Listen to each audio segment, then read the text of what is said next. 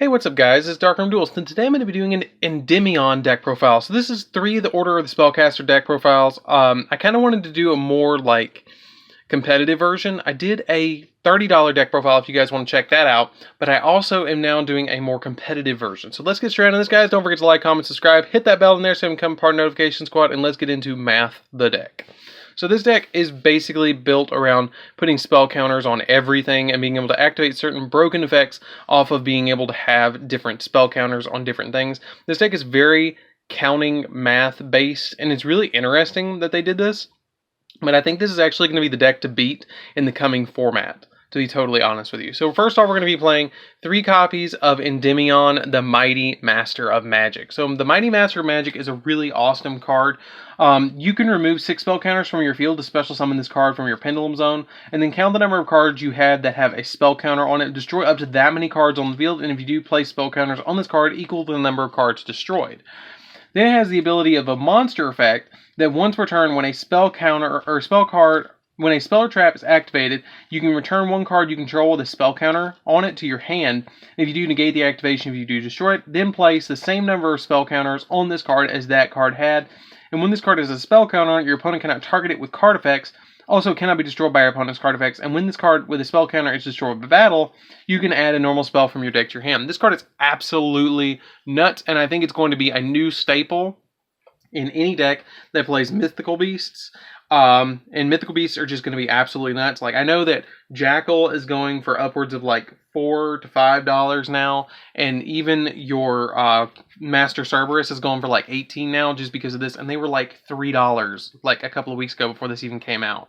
And it's ridiculous how good this card is and how well this flows with them. So then I only play 1 Reflection of Endymion. Reflection is not quite as good as the actual Endymion Mighty Master of Magic, but its effect is each time a spell card is activated, you can place a spell counter on it, and then you can remove 3 spell counters from it and special summon this card from your Pendulum Zone and 1 monster from your hand and place a spell counter on it. And if you do, place 1 spell counter on each.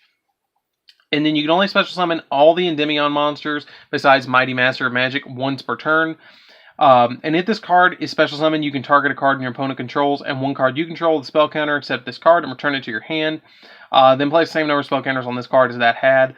Then when this card with spell counters is destroyed by battle, you can add an Endymion monster from your deck to your hand, which is pretty cool. Then we play 3 copies of Magister of Endymion. This card is going to be really good as well. Each time a spell card is activated, you get to place a spell counter on this card, just like all the other ones. Then you remove 3 spell counters from this card. And then, if you do, you get to target a face-up card from your extra deck and special summon this and that monster from your extra deck, which is pretty cool.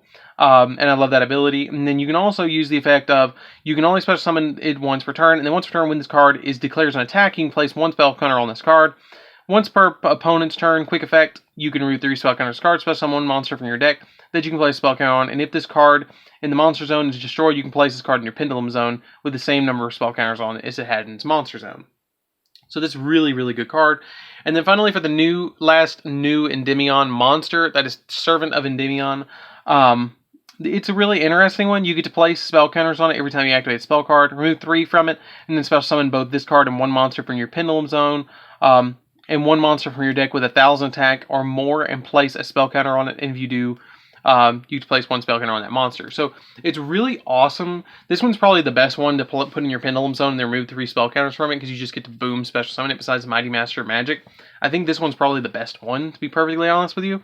But then it also has the effect of, there's a once per turn during your opponent's turn, you discard a card and place a spell counter on 1 each card you control that can have a spell counter on it.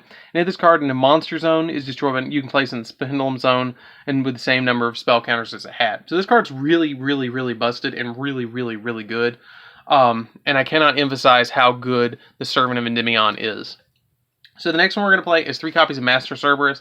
He really helps out with being able to just board wipe your, or not board wipe your opponent, but do all sorts of different cool things.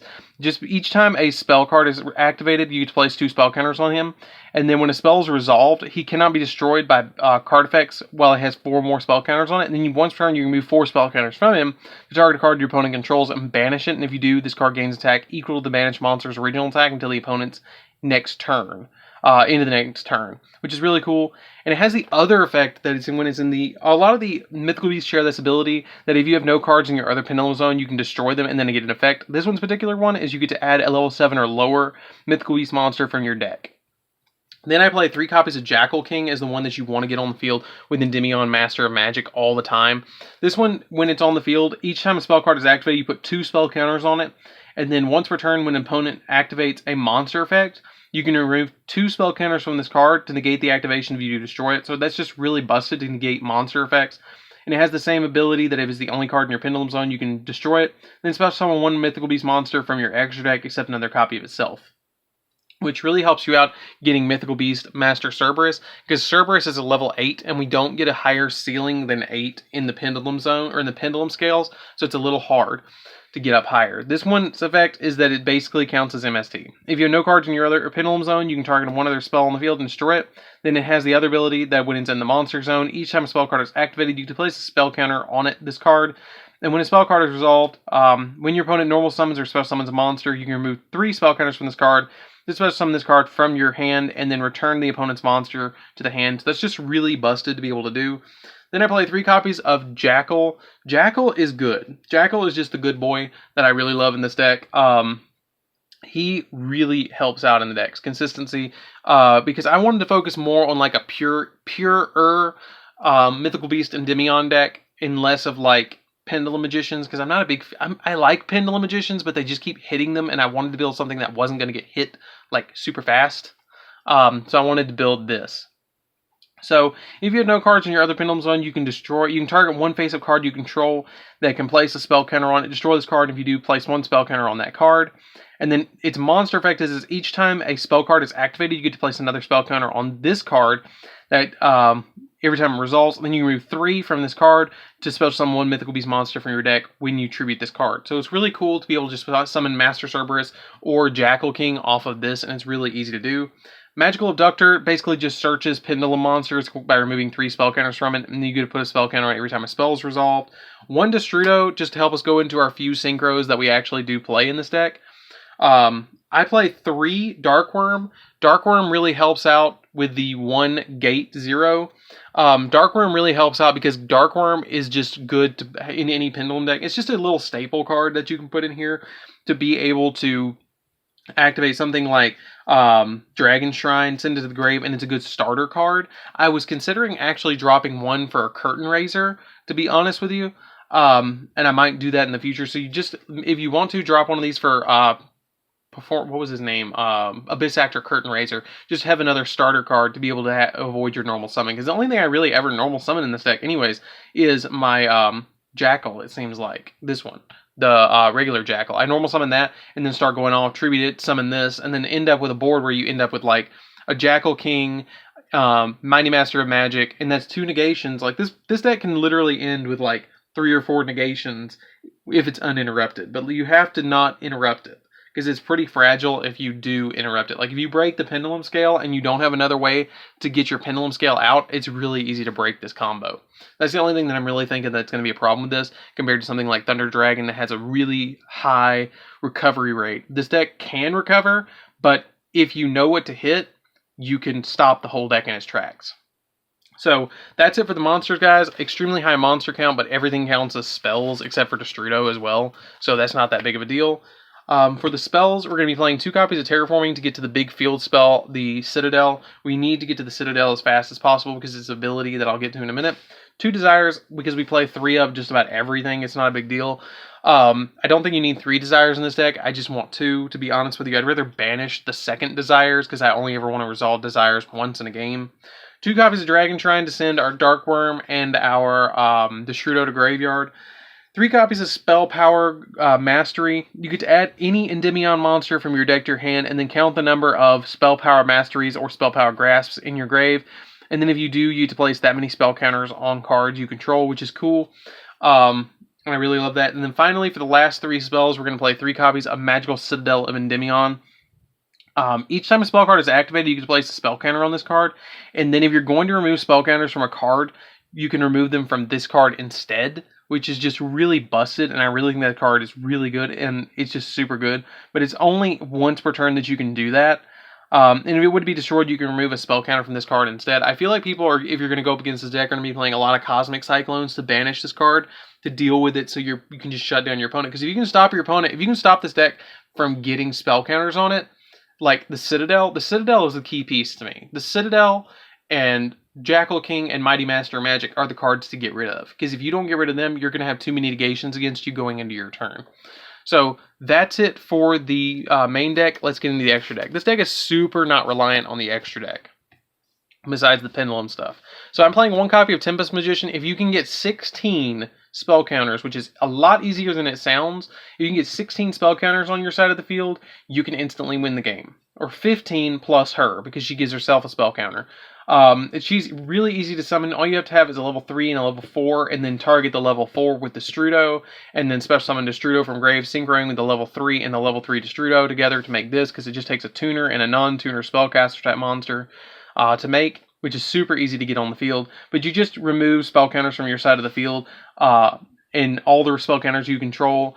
You can discard any number of cards from your hand, and then play spell counters on the field up to the number of cards you discarded, and you can remove all spell counters from your side of the field to inflict 500 points of damage to your opponent. It is so easy to FTK your opponent with this card. So easy. It's ridiculous.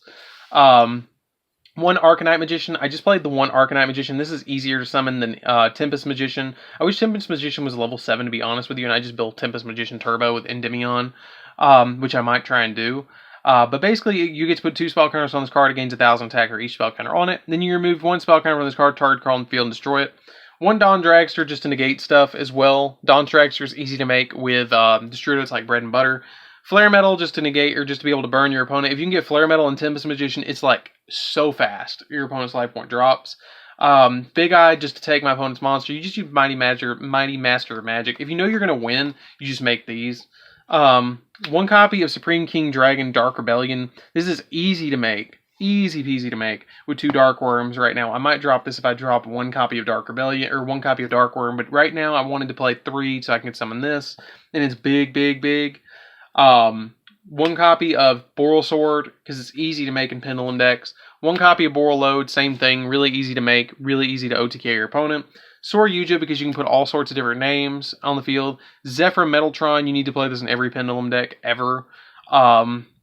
Nightmare Unicorn, because it bounces stuff. Electromite, because it's the Pendulum deck, so you need it. Daybreaker, because I feel like this card is a really underrated card. I feel like it's a lot better than people are giving it credit for, because you can put spell counters on it, gains 300 for each spell counter on it. It comes out with 1 spell counter, and you can remove 2 from it to target a card on the field and destroy it, which is just really good. 1 Crowley to normal summon my spellcast type monsters without tributing once per turn. And then Link Rebo because I play Jackal. So that's it for the deck, guys. I hope you really enjoyed this deck. Like I said, the only thing you really need in the extra deck is Electromite, Zephyra. These 2 are the ones I use the most. And I like to have these. Like, the rest of this is subject to change, besides, like, maybe Boral Load and Boral Sword. The rest of it's kind of subject to change in what you want to do. But it's a really good extra deck, and I really love this deck. It's interesting, but if you don't like counting spell counters, this deck is not for you. If you'd like to confuse your opponent, this deck's for you. It's a really fun deck, like I said, and it's really budget. You could probably build this deck for, like, besides the Mythical Beasts, this deck goes for maybe $30. Like, you can buy 3 of the structure decks and build something decent, and then deal with the Mythical Beast later once the hype dies down. So anyways, guys, this is DarkArmedDuelist. Don't forget to like, comment, subscribe. Tell me what you think of this deck down in the comments down below, and I'll see you guys in the next video. See you around, guys. Don't forget to hit the subscribe and the bell so you can see all my latest Yu-Gi-Oh content, and I'll see you guys in the next video.